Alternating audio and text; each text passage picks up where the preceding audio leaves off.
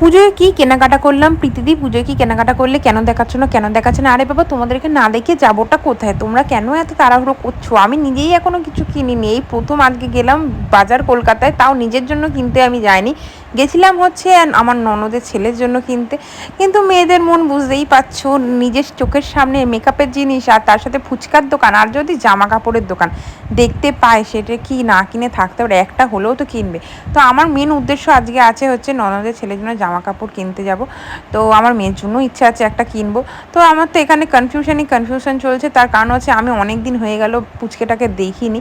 আমার বর লাস্ট দেখেছে, আমি আমার বরকে জিজ্ঞাসা করছি কেমন গো, মানে কেমন কি ওর হবে, কেমন ফিগার আমি জিজ্ঞাসা করছি। আমার বড়ও তেমন বলতে আর পারে না। প্রথমে এই জামাটা চুজ করলাম, জামাটা মানে শার্টটা খুব সুন্দর টাই আছে, কিন্তু প্যান্টটা আমার একদমই পছন্দ হলো না।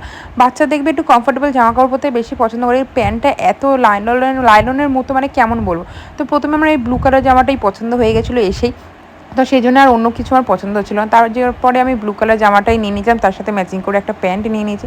এদিকে আমার বরেরও দেখছে যে কি পাওয়া যায় না পাওয়া যায়, আমার বরের কিচ্ছু পাওয়া গেল না, মানে পছন্দ হয়েছে যেটা সেটা সাইজে হয় না, যেটা সাইজে হয় সেটা পছন্দ হয় না, এরকম ব্যাপার। তো এখানে দেখতে পাচ্ছি আমি পোটলা নিয়ে ঘুরছি এখানে। আর এখানে 7,000 টাকার শপিং করলে নাকি একটা বড় ট্রলি ব্যাগ দেবে। আমি বলছি বাবা থাক, আমার ট্রলি ব্যাগের দরকার নেই, 7,000 টাকা শপিং, বাবা রে বাবা। তো সিরিয়াসলি একটা দুটো জামা কিনে 7,000 টাকা হয়ে যাবে, এমনই এই দাম মানে এখানকার জিনিসের। তো এখানে আমি জামা কাপড় চুজ করে নিয়েছি আমার জন্য। তো যার জন্য কিনতে এসেছিলাম তার কম হয়েছে, আর আমি আমার জন্য 4-5টা জামা নিয়ে নিয়েছি। তো প্রথমে এই একটা কুর্তি নিয়ে নিয়েছি, চলো এই কুর্তিটা পরে দেখাই। কালারটা প্রথমে দেখেই আমার এত ভালো লেগে গেছে, এরম কালারের জামা আমার নেই। তো দেখে এত সুন্দর লেগেছে, আর ফিটিংসও হয়েছে ভালো, মানে সেলাই করতে লাগবে না, যেন আমার জন্যই তৈরি জামাটা। আচ্ছা কি সুন্দর লাগছে না?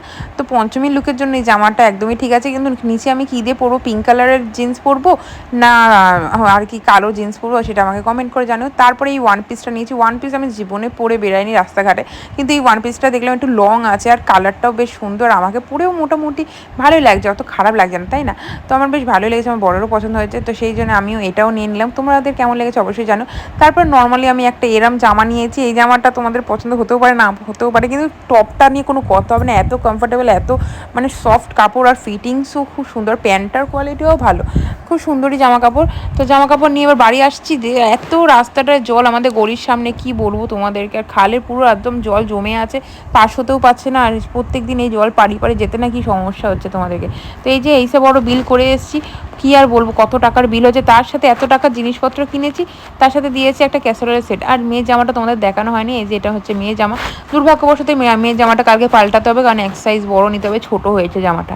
এখনও পর্যন্ত নিজের মেয়ের জন্য জামা কিনতে পারি না সাইজে, আর অন্যের জন্য কী কিনবো বলো তো, একটু তো কনফিউশন চলবেই। তো এখানে 3টে ক্যাসারোলের সেট দিয়েছে দেখো। তো এটা হচ্ছে 199 টাকা পে করতে হয়েছে এটার জন্য, নাকি 800 টাকা দাম, 199 টাকা পে করলে এটা আমায় দিয়ে দেবে।